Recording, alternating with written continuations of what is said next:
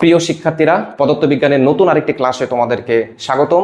আজকে আমরা আলোচনা করব কার্যশক্তি ও ক্ষমতা অধ্যায়ের একটি গুরুত্বপূর্ণ টপিকস ক্ষমতা ও কর্মদক্ষতা সম্পর্কিত। এই ক্ষমতা ও কর্মদক্ষতা সম্পর্কিত ম্যাথ প্রতি বছর কোনো না কোনো বোর্ডে কিন্তু আসে। এমন কোনো বছর নাই যেখানে ক্ষমতা ও কর্মদক্ষতা সম্পর্কিত ম্যাথ কোনো বোর্ডে আসে নাই। তোমরা এখানে একটা অ্যানালাইসিস দেখতে পাচ্ছ যে 25 সালে ঢাকা বোর্ডে, যশোর বোর্ডে, রাজশাহী বোর্ড এবং সিলেট বোর্ডে কিন্তু এই ক্ষমতা ও কর্মদক্ষতা সম্পর্কিত সৃজনশীল সমস্যাগুলো আসছে।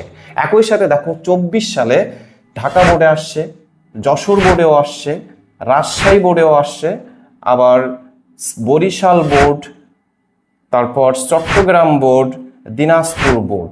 অর্থাৎ তোমরা দেখতেই পাচ্ছ যে ক্ষমতা এবং কর্মদক্ষতা সম্পর্কিত ম্যাথ কিন্তু প্রতি বছরই আসছে। সুতরাং আজকের ক্লাসটি আমার সাজানো হয়েছে এই ক্ষমতা এবং কর্মদক্ষতা সম্পর্কিত ম্যাথগুলো সমাধান করার জন্য। তোমার যে সূত্রগুলো জানা দরকার, যে কনসেপ্টটা তোমার ক্লিয়ার থাকা দরকার, সেগুলো নিয়ে আজকে আমরা আলোচনা করব। একই সাথে এ সম্পর্কিত কয়েকটি সৃজনশীল সমস্যাও আমি সমাধান করব। সুতরাং এবার যারা এইচএসসি পরীক্ষা দিবে তাদের জন্য আজকের ক্লাসটি কিন্তু খুবই গুরুত্বপূর্ণ।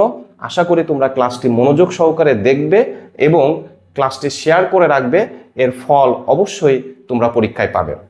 তো চলো আমরা প্রথমে এই ক্ষমতা এবং কর্মদক্ষতা সম্পর্কিত ম্যাথগুলো করার জন্য যে সকল সূত্র এবং কনসেপ্টটা তোমার জানা দরকার সেটা নিয়ে আমরা আলোচনা করি।